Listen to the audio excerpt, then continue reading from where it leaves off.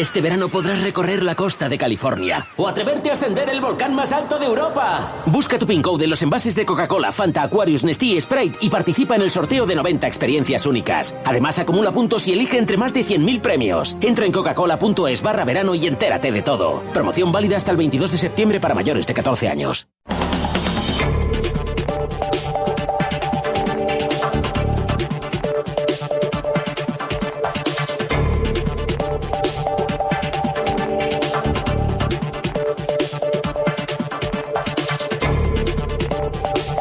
Bueno, pues quedan 29 minutos para que sean las 10 de la noche, una hora menos si están ustedes en las Islas Canarias, y así llega el tiempo ya de la economía con Juan Ramón Rayo. Buenas noches, Rayo. Buenas noches, Leticia, ¿qué tal? ¿Cómo estás? Muy buenas noches. Y con Eduardo Garzón. Buenas noches, Eduardo. Muy buenas noches.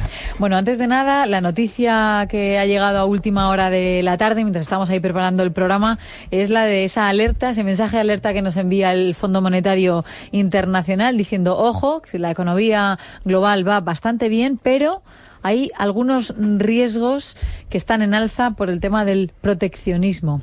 Sí, efectivamente, bueno, a ver, está habiendo una escalada proteccionista a nivel global. Algunos dicen que es porque Donald Trump es un negociador muy hábil y está amenazando con más proteccionismo para que los demás desarmen sus regulaciones proteccionistas previas, pero aunque eso sea así, yo tengo muy serias dudas, porque Trump siempre ha tenido más o menos un discurso relativamente coherente a favor de un menor comercio internacional, de una menor globalización, de un mayor nacionalismo económico, pero bueno, aunque eso fuera así, de momento la jugada no le está saliendo muy bien, y lo que estamos viendo es que sube aranceles Trump, sube aranceles la Unión Europea, Canadá, India, Turquía, Rusia incluso, y ahora China, por supuesto, y ahora Trump amenaza con volver a subir aranceles. Entonces, estamos transitando hacia un menor comercio, y ese menor comercio atenta contra la base misma del motor de crecimiento económico durante los últimos 30 años, que ha sido la globalización, es decir, la extensión de la división mundial del trabajo a áreas cada vez mayores. Entonces, en la medida en que este proteccionismo está minando, erosionando, atacando la diversificación de las cadenas de valor a escala internacional, evidentemente supone una amenaza seria, o al menos una amenaza potencial seria, a que la economía siga creciendo, al menos a los ritmos en los que crecía hasta la fecha, y creo que está bien que por una vez el FMI diga algo moderadamente sensato, no suele suceder, y alerte contra este riesgo de rearme proteccionista. Normalmente el FMI, desde mi punto de vista, siempre dice barbaridades, y ahora también la ha dicho, ¿no? Me voy a explicar por qué digo esto. En realidad, si uno mira los datos que tenemos hasta la actualidad de comercio internacional, no hemos visto todavía ningún impacto, ninguno, ni pequeño ni relevante. Esto es normal porque todavía ha habido amenazas, pero la verdad es que muy pocos impuestos en tipo de aranceles o en tipo de tarifas al comercio. Entonces, bueno, mientras esta tendencia siga siendo de estas características, no vamos a tener por qué ver ningún tipo de problema, ni siquiera a nivel económico, ¿no? Que sería, al fin y al cabo, sobre lo que está alertando el Fondo Monetario Internacional. Y sin embargo, también hay que tener en cuenta que no necesariamente, en el hipotético caso de que esta escalada vaya todavía más sea más intensa, que es verdad que puede ocurrir, desde mi punto de vista no es un drama. No creo ni siquiera que en términos exclusivamente económicos sea un palo grande para las economías, y me voy a explicar. Has dicho, Juan Ramón, que los aranceles y el proteccionismo, generalizando con esa palabra, provocan que haya menos comercio. Pues no necesariamente, en realidad puede provocar una desviación de los flujos comerciales. Es decir, si te sale más caro ahora vender tu producto a la zona de China, pues lo haces hacia otra zona geográfica, ¿no? Y lo que estás consiguiendo al fin y al cabo es cambiar, modificar esos flujos de comercio, que por cierto, eso puede tener su impacto positivo. Porque si vemos que ahora, por ejemplo, nos cuesta más desde la eurozona comprar vehículos, por poner un ejemplo, estadounidense, a lo mejor empezamos a comprar vehículos de nuestra región y con eso incentivamos la actividad económica dentro de nuestras fronteras. Eso significa que serían las empresas de nuestro alrededor las que tendrían más ingresos, las que tendrían más beneficios empresariales y que incluso podrían contratar más allá del hecho de fortalecer un sector industrial. Yo no estoy diciendo que esto sea así siempre, siempre, ni mucho menos, pero es una posibilidad que también hay que tener en cuenta. Y termino con lo siguiente, hay un efecto positivo en todo este tipo de cuestiones. O sea, yo no defiendo las medidas proteccionistas porque se hacen solo porque quieren imponer la ley del más fuerte, en este caso Estados Unidos. Ahora le vienen mal determinadas medidas de liberalización comercial y las impugna, pero cuando les venía bien que callaban. Y es que hay un menor impacto ecológico. Es, al fin y al cabo, si estamos hablando de que se puede producir un efecto negativo, aunque yo estoy diciendo que no es total, pero sí en términos de comercio, si se produce menos hacia regiones y se vende menos hacia regiones más alejadas, entonces el impacto energético y material es menor. Salvo esto último, estás utilizando básicamente el argumento trumpista, es decir, necesitamos que la demanda de los estadounidenses se traslade a suelo estadounidense para que sean las empresas estadounidenses las que salgan beneficiadas. Yo, de entrada, me sorprende que una persona como tú, que no es especialmente pro-empresa, digámoslo así, ahora se preocupe por los beneficios de las empresas nacionales en lugar de preocuparse por el bienestar de los ciudadanos. Es decir, si un ciudadano sale beneficiado comprando un producto al extranjero porque es un producto o más barato o de mejor calidad que el ineficiente producto que se fabrica dentro de España, porque hay que privilegiar a la empresa española blindándola de la competencia extranjera para que el consumidor español sea rehén y tenga que darle su dinero a esta empresa española. Parecería más bien una especie de impuesto privado en favor de la empresa y no en favor del consumidor. Eso lo primero. Lo segundo, esta visión que has trasladado del comercio internacional de vamos a proteger los bienes para que solo se compre dentro, es una visión muy decimonónica del comercio. Hoy el comercio es fundamentalmente un comercio de bienes intermedios y de bienes de capital. Las relaciones comerciales no se basan esencialmente ni mayoritariamente en el comercio de bienes de consumo terminados. ¿Esto qué significa? Pues que paradójicamente podemos estar perjudicando la productividad y la competitividad de nuestras empresas. Por ejemplo, Estados Unidos importa desde China fundamentalmente bienes intermedios, chips, bienes de capital semienergéticos, etcétera, o componentes energéticos para su fabricación.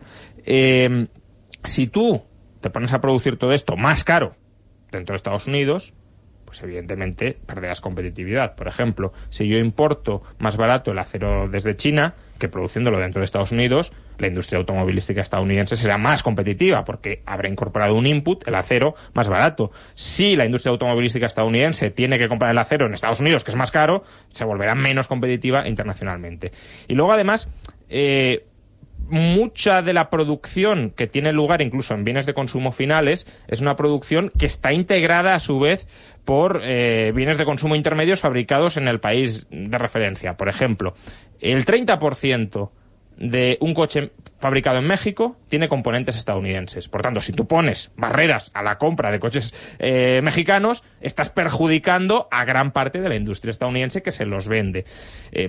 Por tanto, ese el segundo. Y ya el tercero y acabo. Existe una cierta contradicción en tu último argumento sobre que el proteccionismo puede ser bueno ecológicamente. Me explico. Es verdad que, en cierta manera, lo que estás deslizando es el argumento del comercio de cercanía, ¿no? Es decir, consumamos lo que fabriquemos cerca.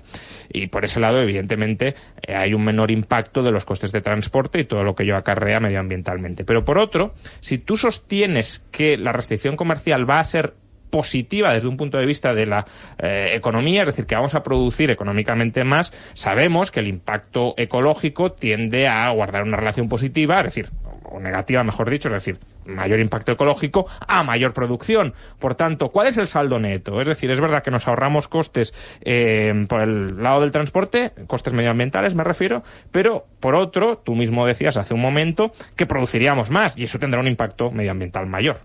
Sí, mira, por partes. En primer lugar, no hay ninguna incoherencia desde el punto de vista de ese enfoque no pro empresa del que hablabas, porque, vamos a ver, tú has contrapuesto la visión de un consumidor con la que le podría ocurrir a la actividad económica, pero es que yo voy más allá, o sea, no hay que pensar solo en el consumidor. Es verdad que le podría salir más barato precisamente si hubiera menos aranceles, pero yo estoy yendo más allá. hablando también precisamente de que se podrían crear puestos de trabajo. Eso significa que hay una persona que también es consumidora que pasaría a tener una renta, que esa renta luego podría ir a acabar a través de multitud de circuitos monetarios en los bolsillos de esa persona a la que le ha salido un poco más barato comprar un producto. Entonces, claro, puede que no, pero la clave es que yo prefiero que a una persona le salga un poco más caro comprar un producto del extranjero, si eso va a suponer que hay mayor crecimiento del empleo, que podría o no ocurrir, pero yo en ese hipotético caso lo preferiría, a la situación actual en la que todos los consumidores pues acabarían comprando mucho más barato del extranjero y no hubiese un impacto positivo en la economía. Sobre la segunda cuestión que mencionabas, es cierto que hay muchísimos bienes, si no la mayoría, que se compran para integrarlos en un proceso productivo mucho más complejo que el de simplemente comprar una materia prima. Pero es que incluso eso viene bien. Es decir, si hoy día en la eurozona estamos comprando vehículos de otra parte del mundo, por seguir con el mismo ejemplo, y nos empieza a salir más caro integrar componentes para producirlos, que por cierto lo que le ocurre a España, ¿no? O sea, producimos muchos vehículos, pero la inmensa mayoría de los componentes los tenemos que importar. Eso sería un aliciente para que nosotros nos dedicásemos a producir también los componentes, que es, por cierto, una rama manufacturera mucho más rica, con mucho mayor valor añadido, con empleos de mayor calidad y de mayores condiciones laborales que la típica de hostelería española de sol y playa, ¿no? Y de turismo de sol y playa. Y por último, es verdad que normalmente suele haber una correlación entre producción e impacto negativo medioambiental, pero no necesariamente. Es decir, si tú desde una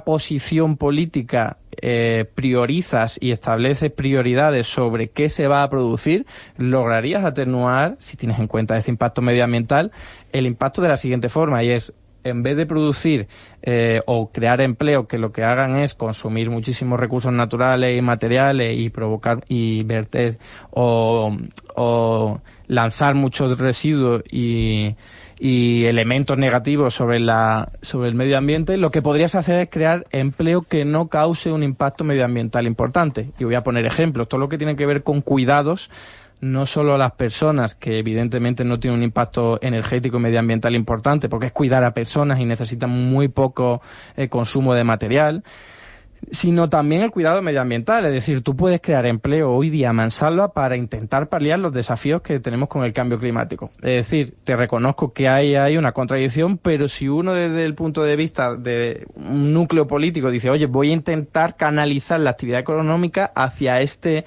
objetivo porque al fin y al cabo genera menos impacto medioambiental. A ver, de nuevo, por partes.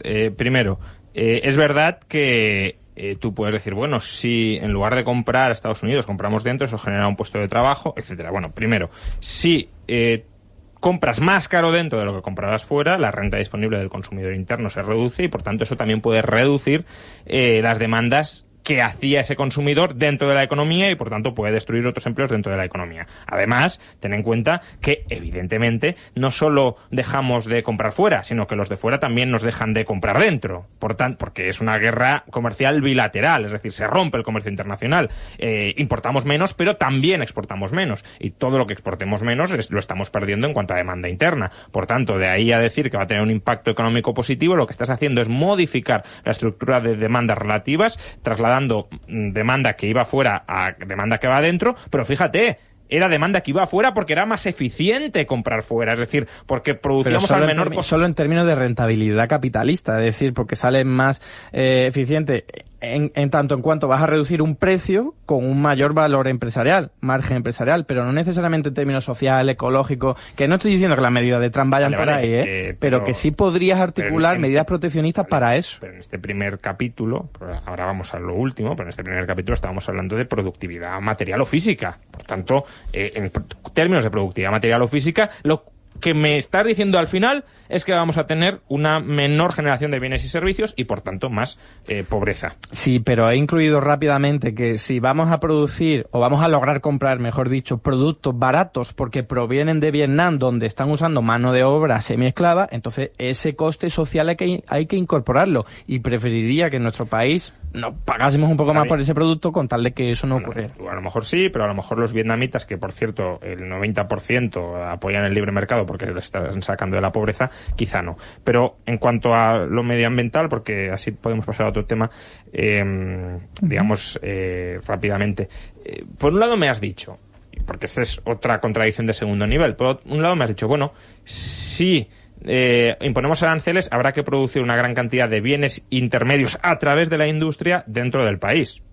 Porque si los componentes intermedios que compramos a Alemania ahora los tenemos que producir dentro, habrá que instalar esa industria. Y por otro me dices, no, pero es que entonces podremos hacer, para minimizar el impacto medioambiental, redirigir la demanda hacia sectores no contaminantes, no generadores de residuos, es decir, en definitiva, no industriales. ¿En qué quedamos? O lo que me estás diciendo es, vamos a restringir el comercio internacional y además le vamos a imponer a la población lo que va a tener que consumir. Pero tienes que tener en cuenta todos los costes también. El hecho de producir aquí es más barato que traerte los productos en términos ecológicos, estoy hablando. Sí, pero eso ya lo hemos discutido. Bueno, pues eso intégralo y luego ten en cuenta que son sectores mucho más productivos, te queda mucha más renta para poder dedicarla a sectores que sean mucho menos agresivos en términos ecológicos. ¿Cómo te va a quedar más renta si hemos dicho que vas a producir? Tú mismo me acabas de decir hace un momento que eran menos eficientes desde un punto de vista productivo. Porque hay salarios más elevados, hay beneficios más elevados que hay en una hostelería, en un típico bar, por ejemplo.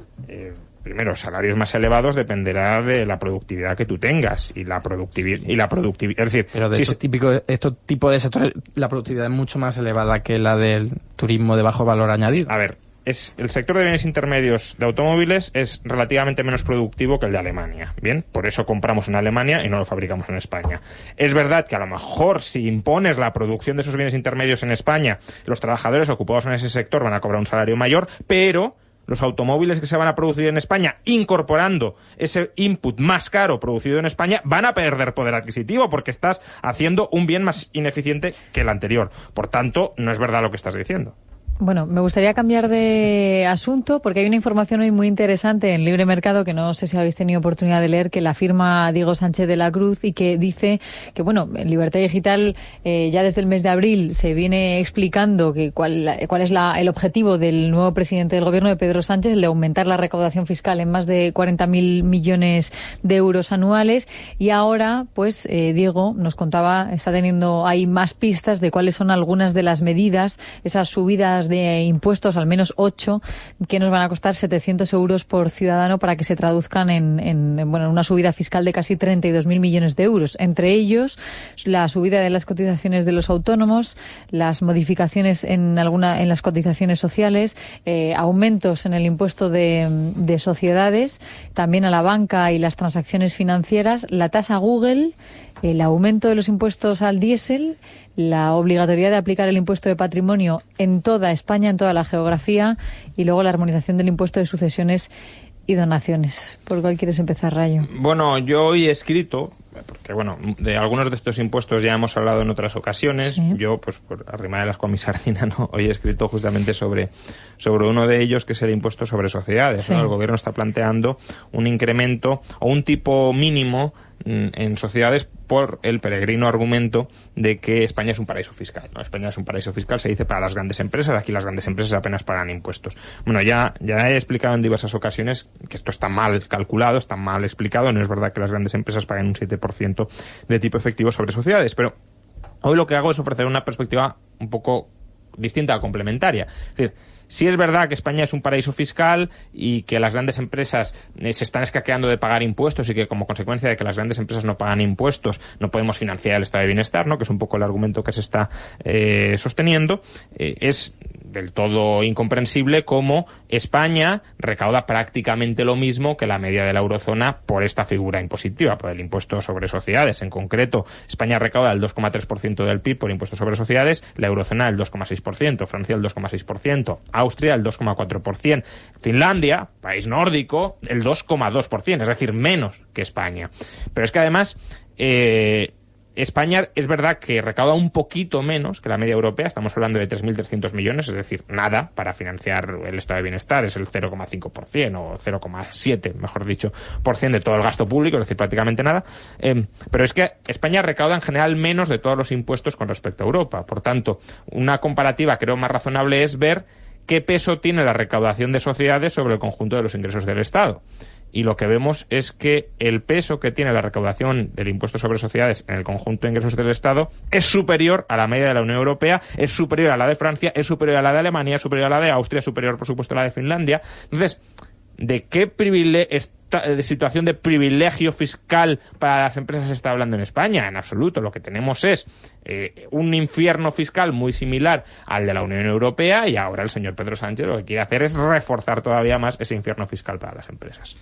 Bueno, haciendo mención rápida a la del artículo de Diego, ojalá fuera así, es decir, aquí lo que ha ocurrido es que se han cogido todas las medidas que incorporaba en el programa electoral del Partido Socialista y en absoluto las van a aplicar todas, ¿no? Porque más que nada no tienen poder parlamentario para hacerlo y en cualquier caso están comprometidos absolutamente con las leyes fiscales de la Unión Europea, ya lo ha dicho la ministra de Economía en tropecientas ocasiones, y por lo tanto no van a atreverse a subir tantísimo los impuestos solo por el hecho de intentar cuadrar las cuentas, ¿no?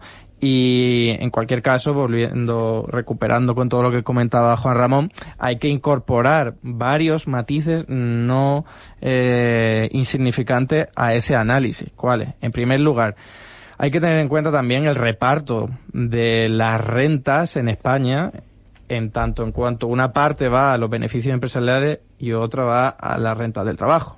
Eso en España está sesgado hacia la parte empresarial. Es decir, que aquí en España hay más beneficios empresariales que rentas del trabajo. Esa tendencia además no ha hecho sino incrementarse a lo largo de los últimos años y por lo tanto hay que tener en cuenta eso, que en España la tarta se reparte de forma mayoritaria hacia las empresas, o hacia los beneficios empresariales, mejor dicho, que hacia la renta del trabajo, en una mayor proporción que lo que ocurre en otros países. Por lo tanto, la comparación debe hacerse también incorporando ese matiz que, como decía, no es irrelevante, ni mucho menos, ¿no? En cualquier caso, el peso del impuesto de sociedades sobre la recaudación total ahora mismo rondará el 10%, pero es que en los años anteriores a la crisis superaba el 20%.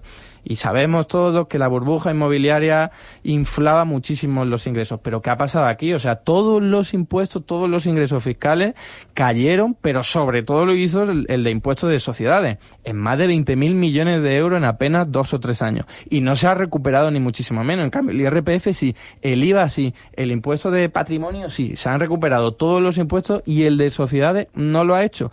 Y esto no es una cosa que diga yo. O sea, Juan Ramón puede torturar los datos todo lo que quiera para que salgan conclusiones semejantes o coherentes con su relato, pero es que no es que lo digan los rojos que el impuesto de sociedades tiene muchísimos agujeros, es que lo dice la Autoridad Independiente de Responsabilidad Fiscal, lo ha dicho también incluso la Comisión Europea recientemente, lo dice incluso los responsables económicos de Ciudadanos, que hacen mucho hincapié en eso, en que habría que reformular el impuesto de sociedades.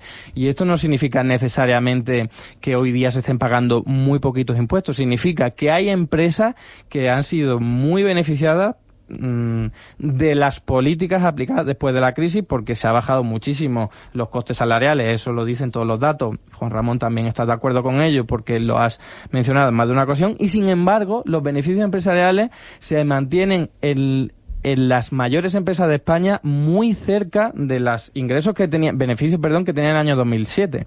O sea, si uno atiende a los datos de la central del balance del Banco de España, que son casi las 600 empresas más grandes, se da cuenta que los beneficios empresariales están muy cerca del año 2007 y que hoy día además se pagan muchos más dividendos que por entonces, cuando también se pagan muchos menos salarios. Si cogemos todas las empresas, estamos hablando de que hay 5.000 millones de euros que van a dividendos más que por entonces y 10.000 millones de euros en salarios menos. Por lo tanto, aquí hay algo. O sea, no puede ser que estemos todos locos y que simplemente cogiendo los datos a los que hacía mención Juan Ramón, pues eso, ¿no? Fuese esto una invención, que estamos suponiendo de forma totalmente errónea que las empresas están tributando menos que en otros países y que eso no tiene ningún tipo de sentido.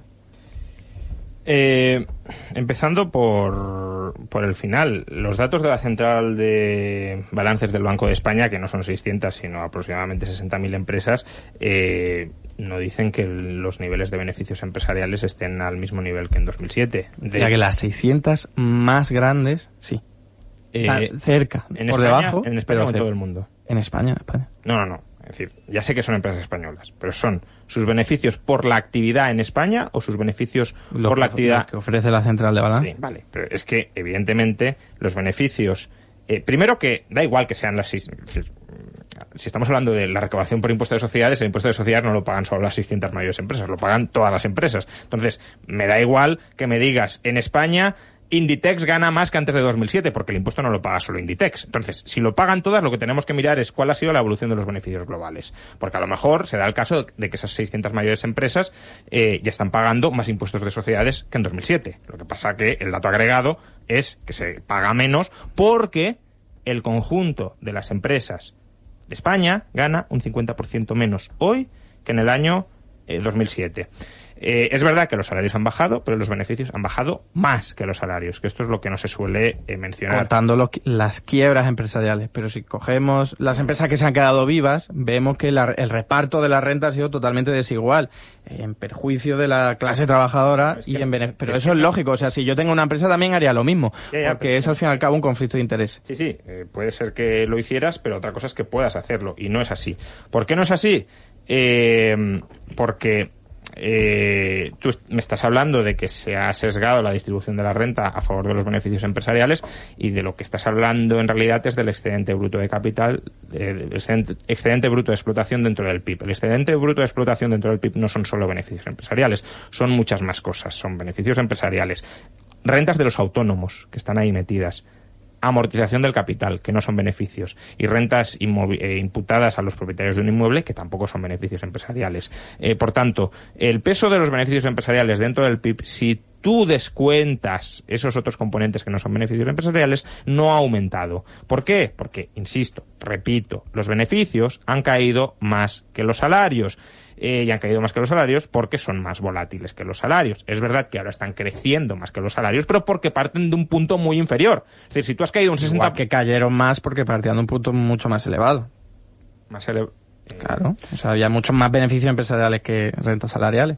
Primero, no es verdad que haya más beneficios empresariales que rentas salariales. Es decir, primero, el excedente bruto de explotación, que es a lo que tú llamas beneficios empresariales, ni siquiera es mayor a las rentas salariales. Eso primero. Sí lo es. No lo es. Es decir, el peso en el PIB no es superior. Y segundo, es decir, descontando los componentes que no son beneficios empresariales, los beneficios empresariales te quedarán el 10 o el 15% del PIB, que eso no es la mayoría. Entonces, no pretendas recaudar a partir del 10 o el 15% del PIB mucho más que a través de las otras rentas salariales, que son las que pesan verdaderamente. Y luego, el dato de que el excedente bruto de explotación de España es muy superior al de otros países europeos, no sé de dónde lo ha sacado, porque no es así. Es decir, ¿de qué diferencia estamos hablando? ¿De 1, de 2, 3 puntos porcentuales sobre el PIB? Que no es poco, ¿no? O sea, lo que pues hombre, para que me digas que aquí estamos ultra privilegiados porque en lugar de un 2,6 pagamos un 2,3, pues hombre, un denominador, un 2, un 3% de diferencia no modifica nada. Pues yo no he dicho que seamos más privilegiados, lo que digo es que hay que incorporar en el análisis pues un dato pero, que es... Vale, pero si tú lo incorporas, ¿qué varía sustancialmente con respecto a lo que he dicho yo? Es decir, respecto a mi conclusión, que tú hagas esa modificación, que me parece que si queremos ajustar un poco más, habría que hacerla, no con respecto al EVE, sino con respecto al... que el total de los beneficios empresariales ha caído, evidentemente, porque se han cerrado muchas empresas y porque algunas tienen menor margen empresarial que antes, cierto, eso no pero las que siguen y tienen poder de mercado sobre todo, se han aprovechado muchísimo, pagan más dividendo y pagan menos rentas salariales. Solo matizar eso, porque es verdad, lo has dicho y no lo he comentado. La encuesta de la Central de Balances del Banco de España se realiza con respecto a empresas homogéneas. Por tanto, no me digas que hay menos beneficios porque han quebrado empresas. Eso es además. Es decir, hay menos beneficio dentro de la misma muestra de empresas actuales. Por tanto, estamos comparando empresas vivas, no empresas vivas con empresas muertas. Bueno, no sé si os habéis dado cuenta, pero solo habéis hablado de una de las medidas, porque os habéis hablado del tema de sociedades. Yo, que tenía ganas de hablar del aumento de los impuestos aplicados al diésel, por ejemplo, pero bueno, tenemos 7 programas por delante, 7 lunes, así que no os podéis ir de vacaciones. No. Para que hablemos de todos estos impuestos, si os parece bien. Pero bueno, ya veremos si luego hay indulto. Así que, Eduardo Garzón, Juan Ramón Rayo, muchas gracias. A vosotros. Por haber compartido este rato con nosotros. Hacemos una pausa publicitaria y después volvemos analizando, pues toda la actualidad política de la jornada. En casa de Herrero es radio.